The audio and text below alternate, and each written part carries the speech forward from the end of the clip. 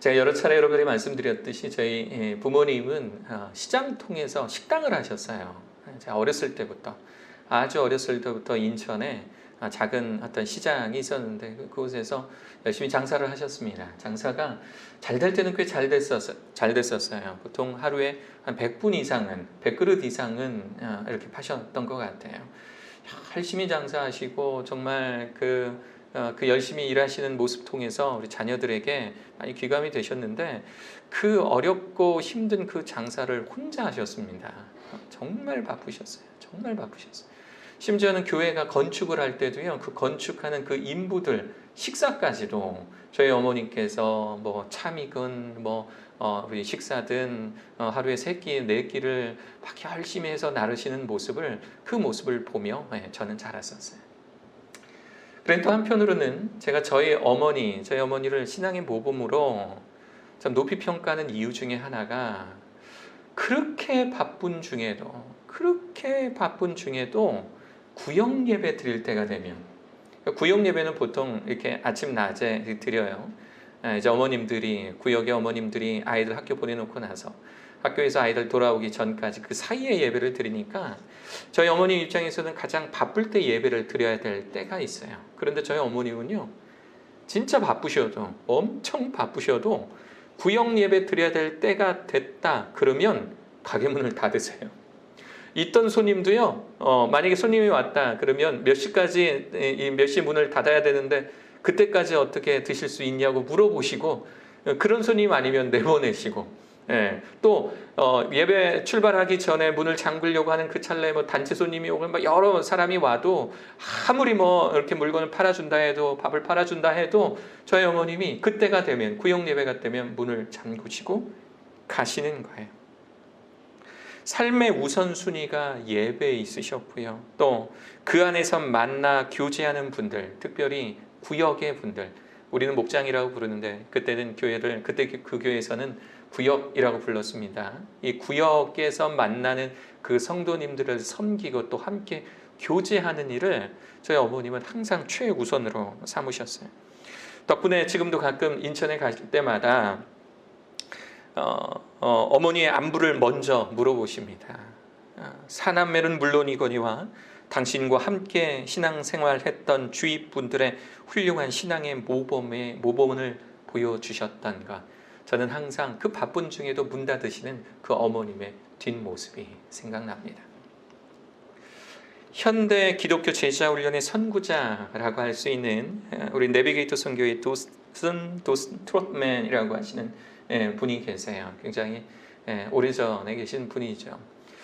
저 도슨 트롯맨이라고 하는 분이 균형 있는 신앙생활의 원리라는 걸 발표한 적이 있었어요. 그것을 현대에서는 그리스도인의 순종하는 생활이라고 우리나라에도 이제 번역이 돼서 책으로도 번역이 되어 있습니다.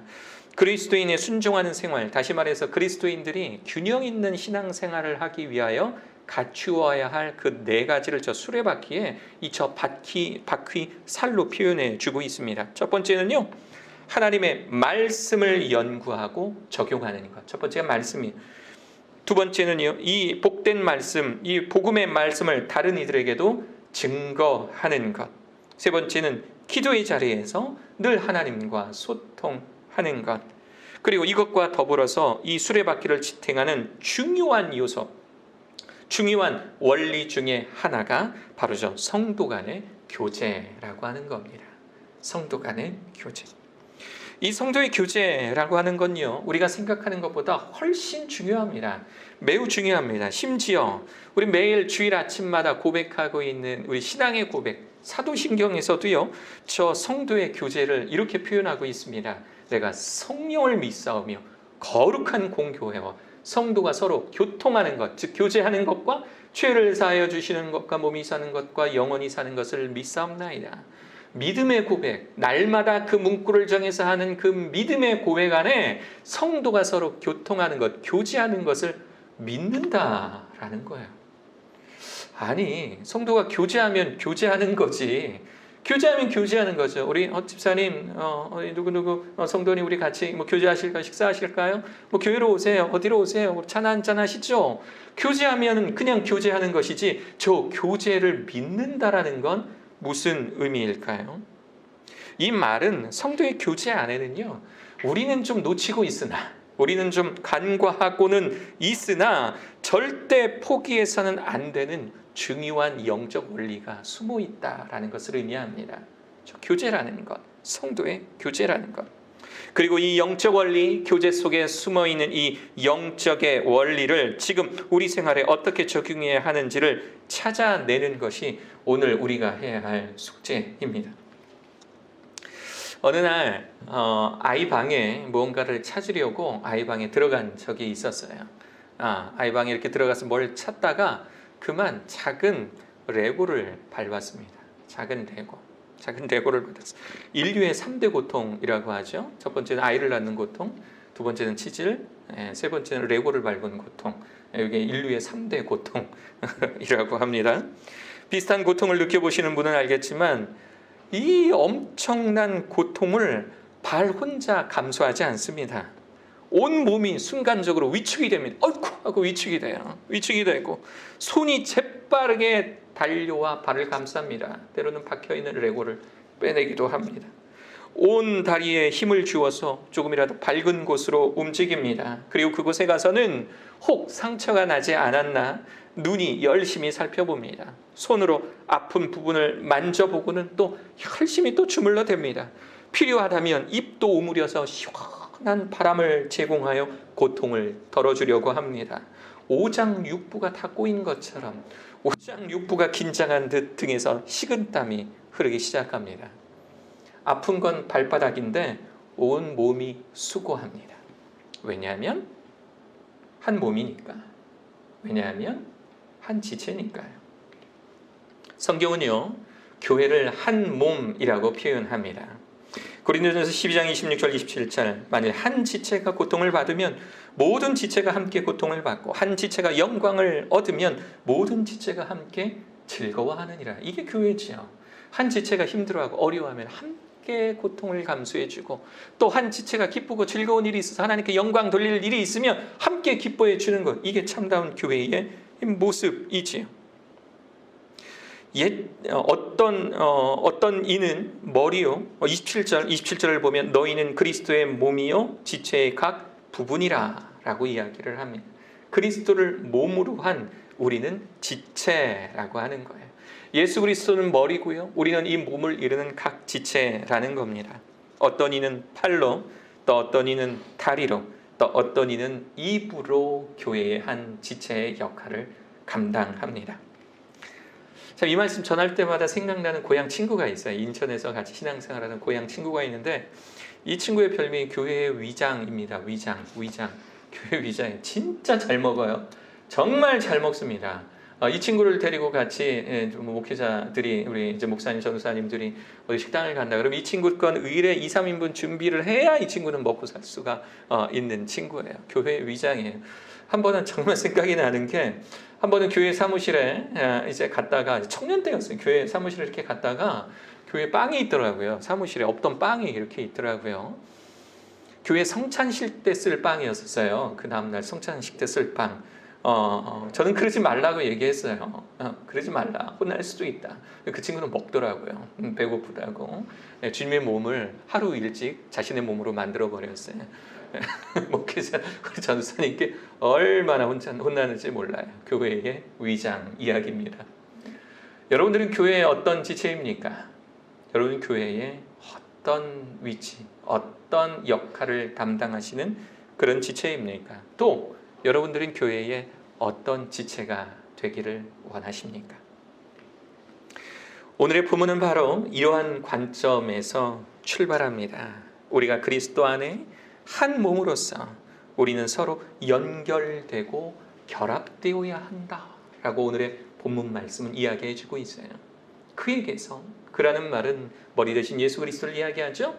예수 그리스도에게서 온 몸이 각 마디를 통하여 도움을 받음으로 연결되고 결합되어 각 지체의 분량대로 역사하여. 각 지체의 분량대로라는 말은 손이 발의 역할을 담당할 수는 없잖아요. 아무리 물구나무를 잘 쓰는 사람도 100m 달리기를 손으로 할 수는 없는 일이잖아요. 각 지체의 분량대로, 각 지체가 감당할 수 있는 그 내용대로 역사 열심히 일하여 그 몸을 자라게 하며. 여기서 몸은 교회를 이야기한다 하지 않았습니까? 그 교회를 자라게 하는 거예요. 우리가 속한 교회를 자라게 하는 거예요. 우리가 잘난 것, 우리가 잘하는 것 가지고 나 혼자 잘 먹고 잘 사는 것이 아니라 그 특기와 그 재능을 가지고 우리들의 교회를 자라게 하는 겁니다. 사랑 안에서 스스로 세우느니라. 우리 교회 안에 있는 우리 지체들을 스스로 세워주는 거예요. 너무 잘하신다고. 너무 정말 집사님 모습 때문에 은혜 받는다고. 성도님의 이 모습 때문에 우리 교회가 정말 더 아름다워진다고. 우리가 서로를 사랑 안에서 스스로를 세워주는 이 역할, 그것이 바로 오늘의 주제입니다. 사도신경은 바로 이것을 믿는다라는 거예요. 성도가 교통하는 것을 믿는다라는 것은 우리가 서로 교통함으로써, 우리가 서로 교제함으로써, 우리가 서로 세워줌으로써 그 몸을 자라게 하며, 즉 우리들의 교회를 자라게 하며 우리들의 교회가 성장할 뿐만 아니라 그 교회, 우리 교회 안에 함께 지체를 이룬 모든 성도들이 함께 성장하는 것. 인과관계가 바뀌어도 좋아요. 성도가 성장함으로 인해서 교회가 성장하고 또 교회가 성장함으로 성도가 성장하는 것, 이것이 아름답고 건강한 교회의 모습이라고 하는 것입니다. 건강한 교회는요, 성도의 교제가 활발하면 활발할수록 내적 외적으로 성장하는 교회입니다. 서로가 만나서 성경 공부와 말씀 나눔을 통해서 영적 성장을 도모하고 기도의 제목을 나누며 서로의 마음을 공감할 때 교회의 양적 성장 또한 동시에 일어납니다.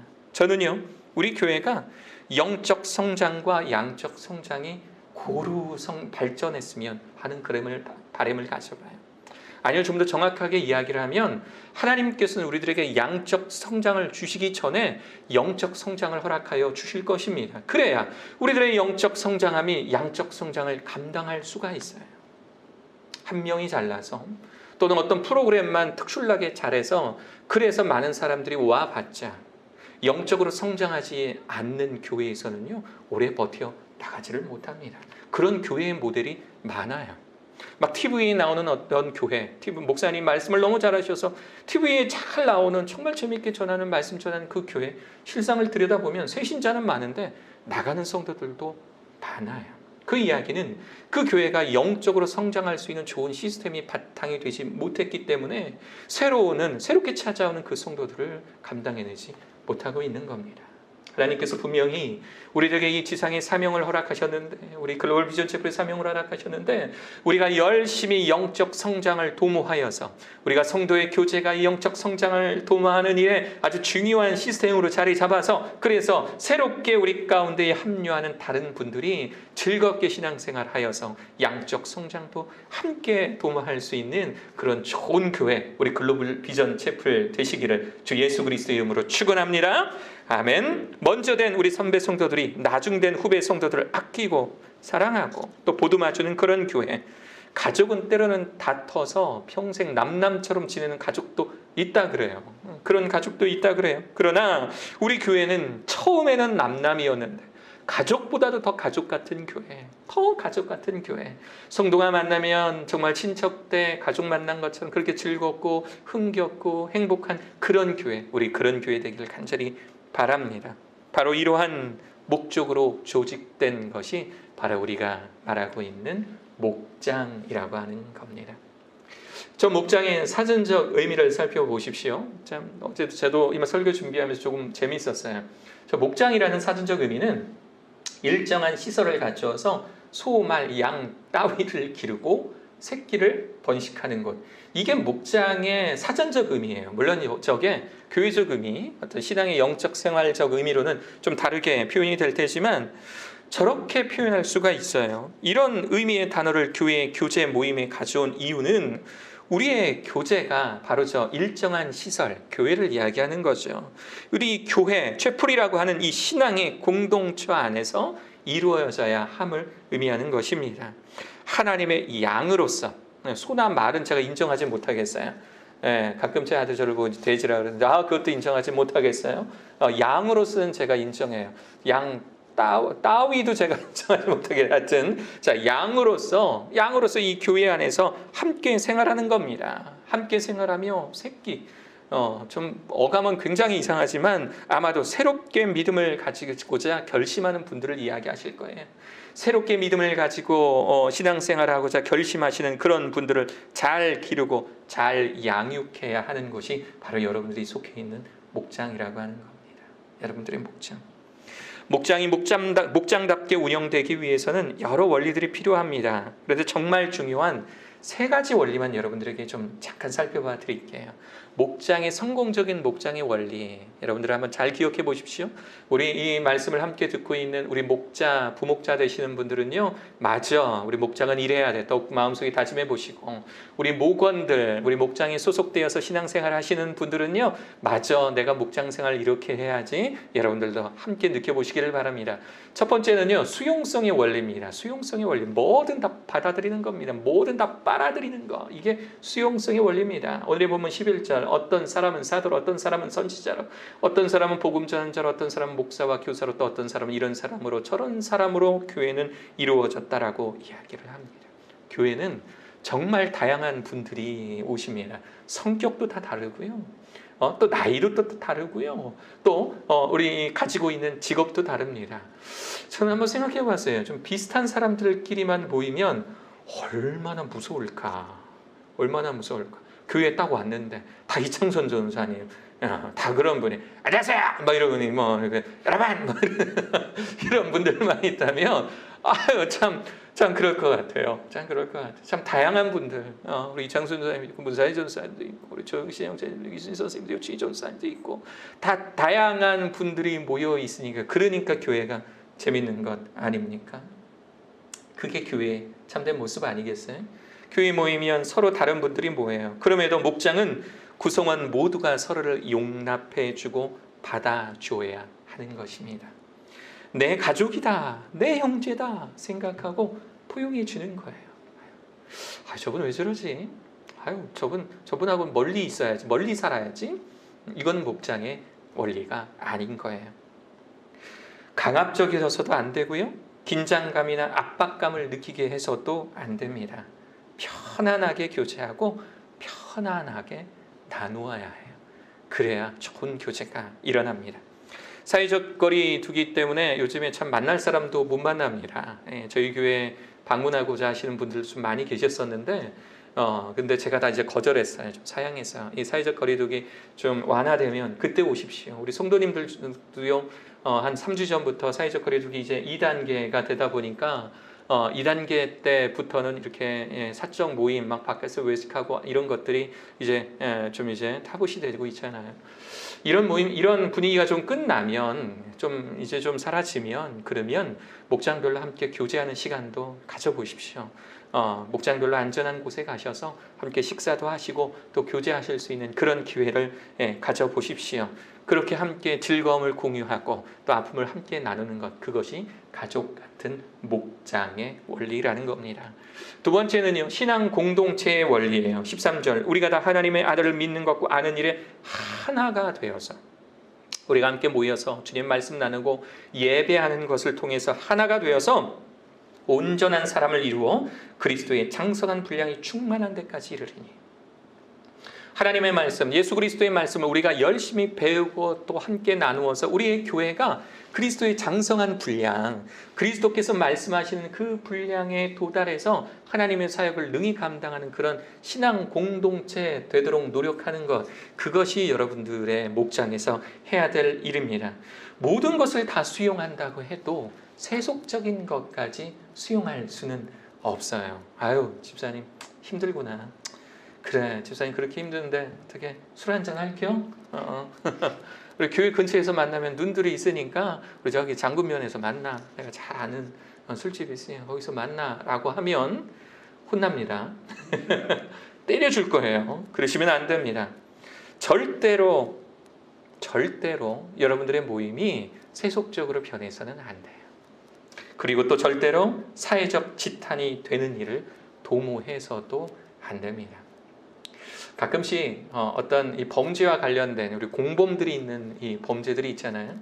가끔씩 이렇게 보면 처음 어디서 만났냐라는 질문에 교회에서 만났다라고 하는 분들이 가끔 계세요. 제가 경찰서에서 근무할 때 그때 이제 상황병이었기 때문에 모든 조서, 이제 상부에 보고하는 모든 조서들을 이렇게 볼 수 있는 그런 계기가 있었어요.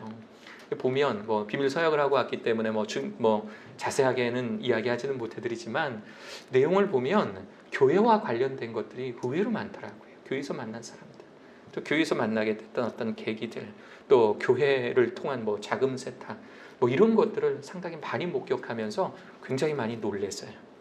이 교회라는 것이 내가 어렸을 때부터 모태신앙으로 살아오면서 내가 아는 그 교회의 이미지와 세상이 말하는 그 교회의 이미지가 다를 수 있겠구나라는 걸 좀 많이 깨달았습니다. 교회가요, 절대로 사회적 지탄을 받는 그런 일에 도모하지 않기를 바랍니다.